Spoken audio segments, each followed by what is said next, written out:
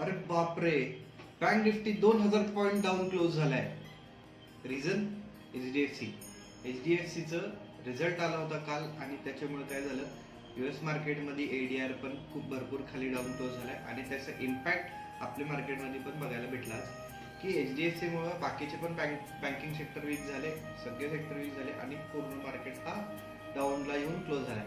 आता काय आपल्याला काय करायचं आहे, इम्पॉर्टंट लेवल मार्क करायचे आहे आणि त्याच्या अकॉर्डिंग ट्रेड करायचं आहे. कुठपर्यंत पडणार आहे, किती खाली येणार आहे, हे सगळ्या गोष्टी बघू आपण. ठीक आहे, आता बँक निफ्टीचं इम्पॉर्टंट लेवल्स बघूया. निफ्टीसाठी सगळ्यात पहिले डिस्कस करू. निफ्टीसाठी कोणते इम्पॉर्टंट लावणार आहे. निफ्टी अजून पण त्याचा एक रेंजमध्ये आहे. निफ्टीने पण 500 पॉईंट डाऊन फॉल लावलाय, तर 21,500चा हे इम्पॉर्टंट सपोर्ट राहणार आहे त्याच्यासाठी. सो जवळपास तिथं थोडंसं बाईंग दाखवू शकतो मार्केट, थोडीशी रिकव्हरी दाखवू शकतो तिथून आणि 21,800 हा रेजिस्टन्स त्याचं वर्क करणार आहे. जर 21,500 ब्रेक करतं तर अजून 21,300 350 पर्यंत येऊ शकतो. हे तिन्ही लेवल्स निफ्टीसाठी मार्क करून घ्या.